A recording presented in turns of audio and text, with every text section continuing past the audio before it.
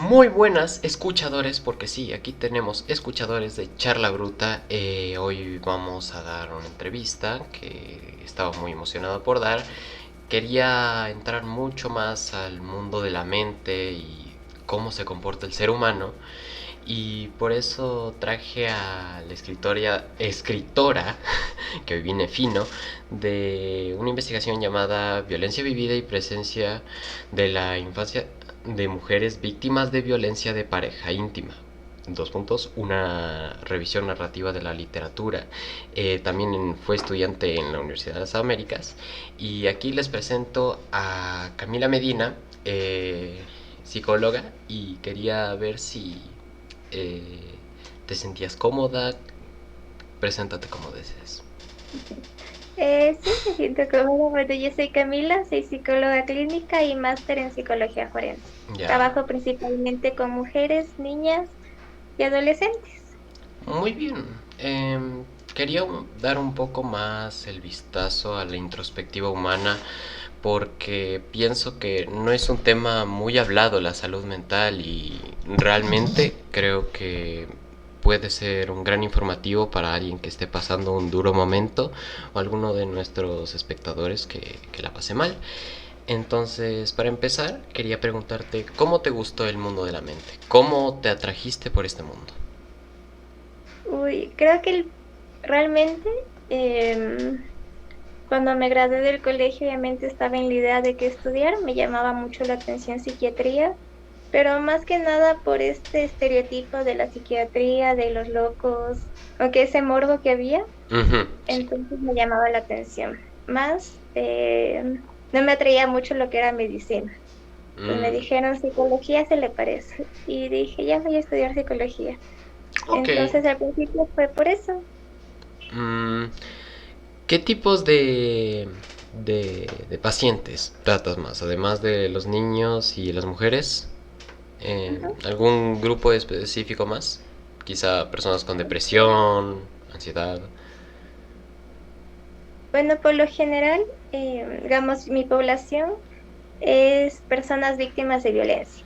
Mm, Y como la violencia en sí genera diferentes consecuencias, pues llegan personas con depresión, ansiedad, trastornos de personalidad, o sea, no cumplen con un solo trastorno o con ciertos criterios, sino son diferentes los signos y síntomas que pueden mostrar, pero principalmente con víctimas. ok.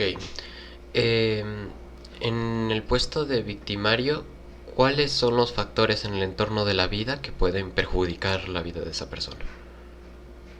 Algo importante justamente es que dentro, digamos, eso ya queda más, te hablo más desde el campo de la psicología forense, que es mi máster desde ahí. Uy. Y un avance que se hizo fue el ya no evaluar el nivel de peligrosidad, es decir, si la persona es peligrosa o no para la sociedad, sino justamente hubo este cambio en evidenciar e identificar estos factores de riesgo que hacen que una persona tenga mayor probabilidad de presentar conductas violentas. Obviamente eso no significa o se traduce en que no es responsable de las conductas que comete, sino son factores que es como jugar a la lotería. Cuando tú tienes más papelitos de lotería, Se vas a tener sabe. más probabilidad de ganar. Ajá. O Pues los sea, factores de mientras más riesgo, cosas pasen, más problemas puede no. tener la persona. Más que problemas, más probabilidades. Ah, Que obviamente dentro de los factores de riesgo también se ven factores de protección, que son, digamos, los que apaciguan de cierta forma los factores de riesgo. Pero obviamente sin quitarle la responsabilidad a quien agrede. ok. Y hay mucho. Antes de entrarnos a los niveles de peligrosidad, que ya vamos a entrar a eso, primero quiero que definamos qué es una enfermedad mental. En enfermedad mental, más que nada ahorita para diagnosticar, se utiliza lo que es el DSM-5, que es un libro diagnóstico, que es reconocida por la APA, que la APA es la Asociación Americana de Psicología, la que tiene mayor validez a nivel mundial. Dentro de la psicología hay mucho el debate sobre las etiquetas. Vamos, hay profesionales, vamos, yo me sumo a ese grupo, de que no etiquetamos, no diagnosticamos. Es decir, el diagnóstico es funcional para ti como profesional, pero ya decirle a la persona de que usted tiene este diagnóstico. no es tan funcional, porque al final todo diagnóstico tiene también un contexto, digamos, cuando es muy común de que tengo depresión, de que hoy estoy depre, y es Ujú. porque los trastornos tienen etiquetas, causan etiquetas. Y esto dentro de la práctica de un proceso no es tan funcional para la persona. Entonces, dentro de este DSM-5 hay diferentes criterios donde la persona, digamos, viene una persona a consulta, me Ujú. cuenta lo que tiene y yo con base a eso ya me hago una idea de cuál podría ser el diagnóstico. Puedo revisar el DSM-5 y según eso hacer evaluaciones, hacer la entrevista y con base a eso poner un diagnóstico. Pero principalmente los diagnósticos es funcional más que nada para psiquiatras. Entonces ellos tienen como que te hacen también checklist de puede dormir sí o no, tiene problemas para comer sí o no. Obviamente también hay una crítica en eso porque se hace todo muy estructural. Y al ser estructural deja de lado varios elementos que a la final influyen en el bienestar y malestar de la persona. Pero prácticamente Entonces no se puede dar un resultado fijo, sino que depende más del contexto de la persona. hay que tomar en cuenta siempre el contexto de la persona, porque ningún trastorno mental o enfermedad mental tienen como que hay una base etiológica que tú digas, aquí, como que A es igual a B, sino son todos estos factores sociales, culturales, biológicos, psicológicos que construyen, digamos, el malestar por el que viene la persona. Y hay que tomar en cuenta también cuando ya es algo funcional o disfuncional, para según eso también abarcar. Y a veces es necesario también ya hacer con psiquiatras, hacer interconsultas, porque a veces los niveles de malestar son tan altos que necesitan, digamos, una estabilidad antes de poder intervenir ya psicológicamente. Ok, Y más que nada, todo el trastorno mental se traduce en cómo le afecta en otras áreas de la vida de la persona. Digamos, si por la preocupación que tiene no puede ir al trabajo, salir de la casa, relacionarse, entonces ujú. eso también es parte para evaluar si tiene o no un trastorno mental. Ok. Quería preguntarte si hay tipos de enfermedades mentales. Ujú. ¿Y cuáles serían? Bueno, dentro del DSM-5 se clasifican todos los trastornos mentales.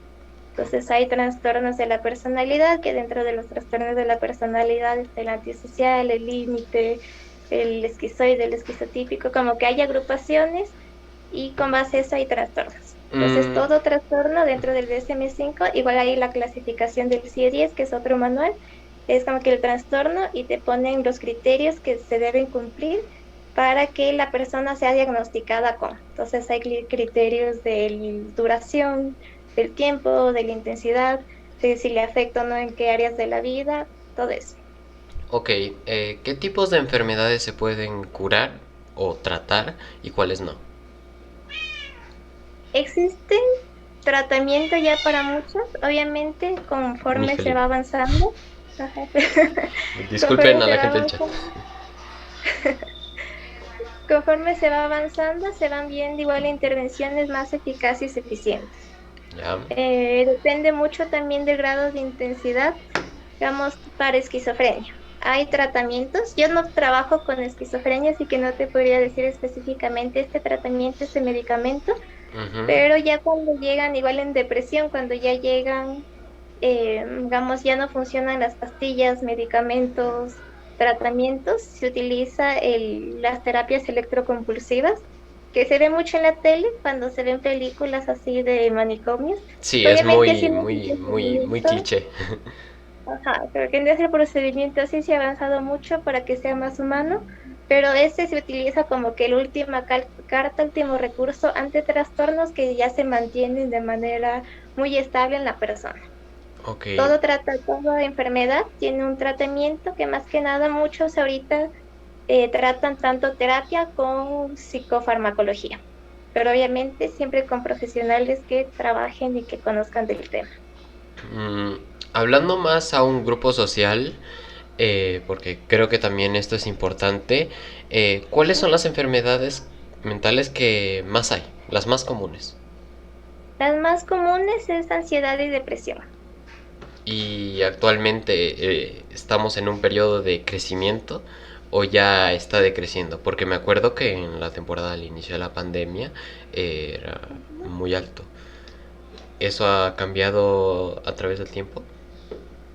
Siempre la depresión y la ansiedad son trastornos que son los que más prevalecen, los Mm, que más se mantienen en el tiempo. Son los que más también, más comunes y con más se relacionan y conectan con otros trastornos. Por ejemplo, personas que tienen trastornos de personalidad, es común que también tengan síntomas o algún trastorno de ansiedad, algún trastorno depresivo. Como que la ansiedad y la depresión es como el trópico, van con todo. Lo mismo pasa con este tipo de trastorno o síntomas, no solo, aunque no solo se llega a un trastorno, pero sí hay síntomas de estos ok, dos. ok. Em, ¿Cómo podemos identificar estas enfermedades en un grupo social? ¿Cómo podemos identificar esto en una persona? Claro, o sea, como persona, eh, tener en cuenta que a la ansiedad es parte de, todos tenemos ansiedad, como que todos tenemos tristeza, todos tenemos felicidad, Sí. porque o sea, es parte del ser humano. La ansiedad en sí no es mala ni buena, sino es funcional.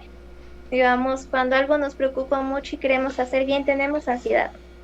Más cuando la ansiedad, el nivel de ansiedad es tan intenso que no nos deja desarrollarnos o disfrutar otras áreas de la vida, ahí podemos decir de que no, necesito ir a un profesional que me ayude.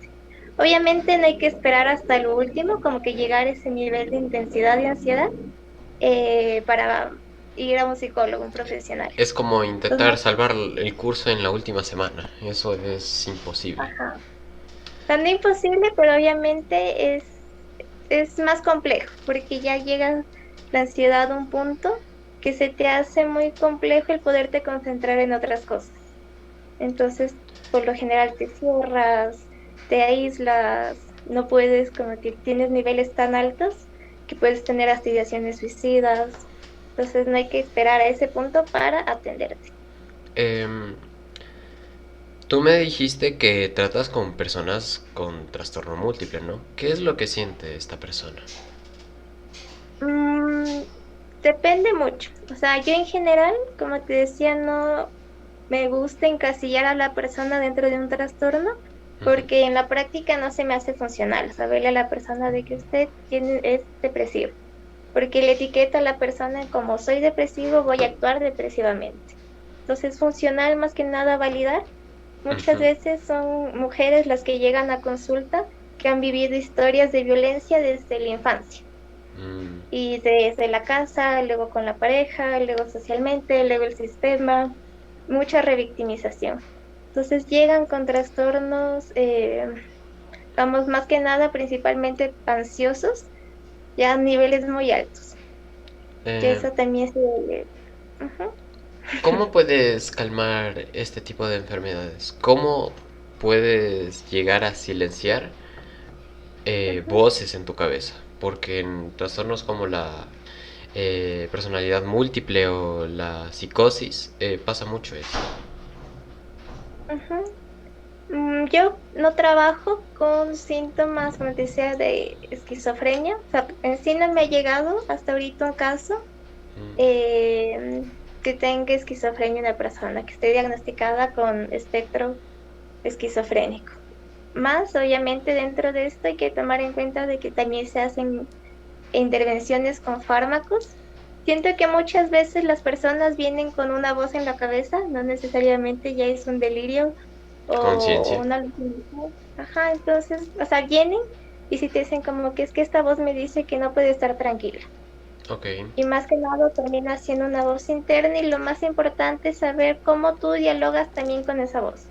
Es decir, cómo piensas sobre el pensamiento que tienes. Y eso se hace dentro del proceso. Ok. ¿Cuáles son las enfermedades que pueden llegar a tocar más la médula? O sea, que pueden llegar hasta lo más profundo de la mente humana. Uy, todo. ¿Todas? Eh, ajá, siento más que nada, es que o sea, toda persona que viene con un malestar, justamente porque ese malestar ya no le deja disfrutar otras áreas de la vida. Con lo cual no es cuestión, siento yo, de que esta persona sufre más que la otra, porque eso termina resultando invalidar el sufrimiento de una persona. Mm, Pasa mucho que como tú no, un psiquiatra no te dijo que estás enfermo de este, entonces no es tan grave. Pero aún hay sufrimiento, eso no implica no, que no, eso no te siempre lo hay. no sufres. Ajá, Eh, entonces creo que nos podría poner en un rango de tú sufres más que tú.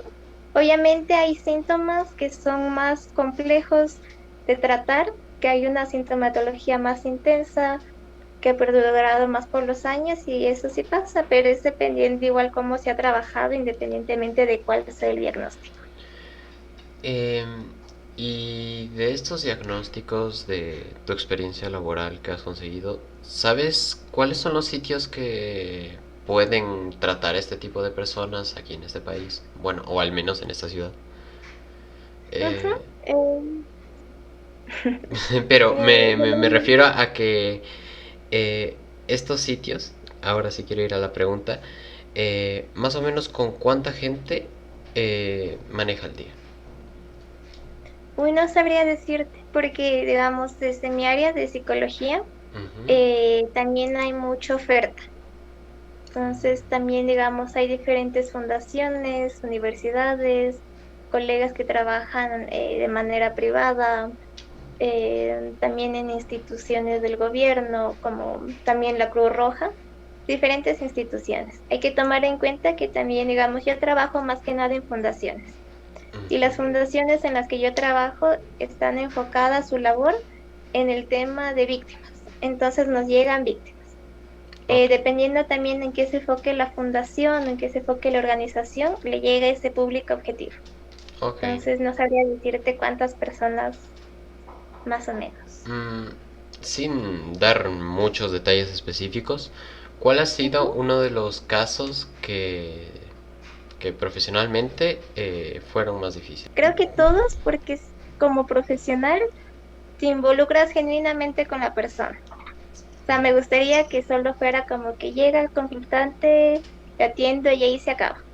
Pero No, muchas yo veces entiendo que es un proceso de curación, pero eh, deben haber casos más difíciles que otros. Supongo que es como la medicina. creo, creo que los más difíciles, bueno, depende mucho de también tus limitaciones como profesional. Mm, Yo siento que para mí los más complejos son los que vienen de abusos sexuales. Porque en mm. un abuso sexual existe como a la persona se le agredió tanto psicológica, físicamente. Entonces siento que es más complejo, más elaborado resignificar esas historias. Entonces yo diría que abusos sexuales principalmente cuando son niñas o niños. ¿Ha habido algún paciente que no ha seguido los lineamientos de lo que sería el tratamiento y ha empeorado? ¿O simplemente se ha mantenido ahí? La depresión puede empeorar. Sí, sí puede empeorar. Hay que tomar en cuenta que como proceso es importante estructurar. A veces cuando, o sea, hay que tomar en cuenta que tú como psicólogo tienes la responsabilidad de mantener esta estructura a lo largo de. Pasa mucho, yo qué sé, ya desde que llegan impuntuales, que cambian a cada rato las citas, que faltan, digamos, tenía la cita hoy y no viene. Y regresa aquí al mes y me dice, y con síntomas muy intensos, con que me siento muy mal, muy triste. Entonces, por eso es importante siempre mantener un proceso. En el caso que no se desee continuar el proceso, también hablar con la psicóloga o psicólogo. Decirle, por estos motivos ya quiero dejar la terapia, que es también el derecho de la persona que asiste, el saber qué tan rápido quiere ir, qué tantas sesiones quiere ir y si quiere o no dejar. Entonces, obviamente, el no cerrar un proceso hace que todo se quede abierto. Y hubo cosas que se trabajaba en sesión, pero estaba en proceso y se deja ahí cortado, que obviamente va a generar, o sea, no se va a llegar a los objetivos que se planteó con el proceso Ok. y puede empeorar la persona. Eh, si empeora la persona, si empeora una enfermedad mental, más bien dicho, ¿puede generar más enfermedades? Por ejemplo, Es si muy estás deprimido, puedes generar ansiedad, puedes generar antisocialismo. Claro, se puede intensificar o el síntoma que ya estaba o incluir otro. Como te Mm, digo, es muy probable que muchos síntomas, vamos, con la depresión es muy frecuente que esté acompañada de ansiedad, porque parte también el mantener una enfermedad, hay esta percepción de ya me quiero curar, ya. de estoy mal y me quiero curar. Y eso genera a la larga ansiedad. Entonces sí, muy probable que se termine también desarrollando síntomas para algún otro trastorno. Ok. Em, Después de que todos estos trastornos se dan, más o menos una persona promedio, ¿cuánto tarda en recuperarse? Depende mucho del el enfoque que tengas. Hay enfoques, digamos, el psicoanalítico que hemos escuchado, que puede durar algunos años. Hay también ya un nuevo modelo desde el enfoque psicoanalítico, que son como que terapias. Realmente, dentro de la literatura ya se habla más de terapias breves que tienen como que máximo de 12 sesiones. Ok. Algo importante que debes de comprender dentro de estos procesos, que no siempre es sanar. A veces se piensa de que yo llego a terapia y te dicen con que yo mi objetivo de terapia es no estar triste o no sentir esto, cuando a la final no es solo cuestión de siento, no siento, blanco o negro, sino también identificar que no siempre me siento así, a veces me siento más así, menos así, y eso es también parte del proceso, reconocer estos cambios. ¿Cómo una persona puede dejar de tener control sobre sus emociones? Uy, qué difícil. Creo que parte de Me es refiero más que, por traumas o por vivencias. creo que con el tema de emociones, el malestar surge mucho cuando queremos reprimir eso que sentimos, cuando no aceptamos ese malestar, queremos controlar ese malestar. Cuando parte, digamos, de el proceso es aceptar, aceptar que estoy mal, aceptar que tengo esto, en debe de cambiar. Y más que controlar, es aprender maneras sanas de gestionar. Digamos, personas que se autolesionan son porque aprendieron que a través de la autolesión gestionan ese malestar. Digamos, tengo mucha ansiedad, me corto y de cierta forma calmo ese malestar. No está ni bien ni mal, es una forma que fue funcional hasta cierto punto para gestionar eso. Mm, Importante como es buscar aceptar que siento esto y desde ahí, digamos, desde ahí decidir, como que decidir informados. Más mm, que nada comprender, a ujú. veces el aceptar no implica que ya no vas a sentir eso, sino verlo desde otra manera. Aceptar y validar que te sientes mal y está bien. Ok. Eh, ¿Cuáles son hábitos comunes de una persona que tiene depresión? Hábitos comunes. El aislarte, mm, que haya también como que cambios en el horario de comer, digamos que comas en exceso, dejes de comer, que haya problemas para conciliar o mantener el sueño, es decir, no puedes dormir y cuando duermes despertar. Ok. Mm, ¿Cuál más otros? Creo que esos principalmente son los que más, digamos, sobresalen. Obviamente también puede haber una tristeza, puede haber también una indiferencia, puede haber, digamos, como que un aplaneamiento de no me siento ni bien, no me siento ni mal. Porque a veces no es solo el llorar, no es solo el como que pasar llorando triste, a veces es no sentir nada, también es parte Una de. monotonía. Ujú. Más que monotonía, el que nada te genere placer, también el que las actividades que te, dejar de hacer actividades que te causaban placer. Oh. Todo esto también es parte de síntomas depresivos. Ok. Eh, por último, como última pregunta, quería pedirte si nos podías recomendar algún contenido que vaya relacionado a lo tuyo y creas que nuestra audiencia puede compartirlo y escucharlo. A mí me sirve mucho para mis consultantes igual las películas. Siento que dentro de la violencia especialmente que trabajo yo, hay muchas conductas o violencias que se han normalizado, pero digamos especialmente psicológicas.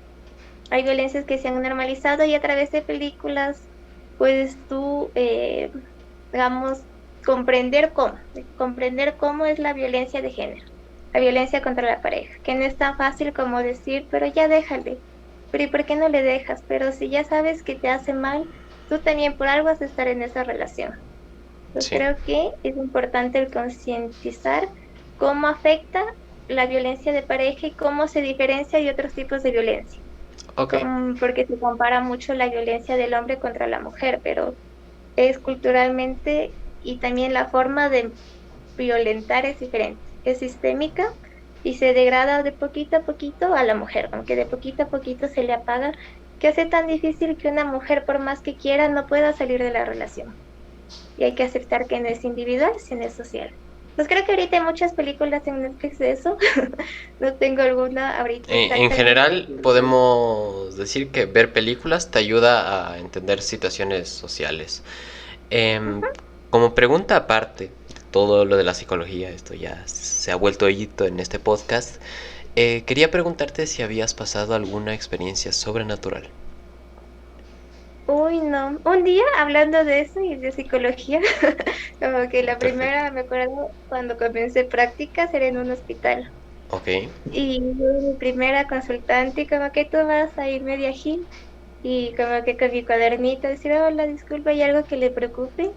A Ujú. una consultante, una paciente que estaba ahí en el hospital.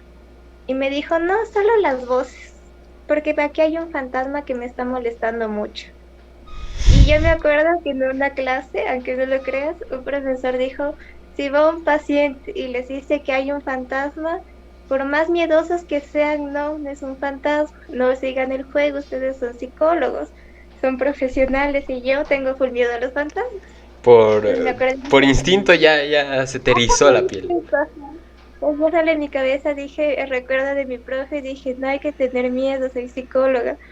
Entonces, como que fue, este creo que el caso más interesante, especialmente porque fue el primero, porque a la final sí había voces, es que porque si es el fantasma que me dice que me mate. Y yo era así, Jesús, no. Pero ya explorando, como que ya desde lo científico, desde la psicología, a la final eran pensamientos de ella, que tenía miedo a morir y como ella negaba estos pensamientos, este miedo a la muerte, se proyectaban a través de voces de fantasmas. Pero Oh. ya haciendo consciente eso, se dio cuenta que sí, porque relacionaba como que una anestesia, la anestesia que iba a utilizar para esa operación con un aborto que había tenido. Entonces ella se dio cuenta que tenía la idea de que yo voy a morir después de la operación. Y al ser consciente de eso, ya terminó hablando de qué va a hacer después de la operación. Como que ya se proyectó más allá, como que ya no me voy a morir. Pero fue interesante. No había fantasmas, pero sí voces Pero que sí eran una voz personas. interna. Ok, muchas gracias Camila por esta entrevista. Gracias a todos los espectadores de este podcast. Recuerden que pueden vernos cada semana los sábados a las 7. Y muchas gracias. ¿Algún mensaje que quieras dar para la audiencia y que consideres importante? Uy, que cuiden mucho su salud mental y que no esperen ya estar en lo más crítico, sentir tanto malestar. No pueden prevenir y siempre es bueno hablar con alguien, Ok, sea profesional o no. Ajá. siempre tener salud mental. Muchísimas gracias a toda la chaviza que me estuvo viendo. Muchas gracias a que verán otras recomendaciones de video. Y nos vemos en el siguiente episodio. Chao, chao.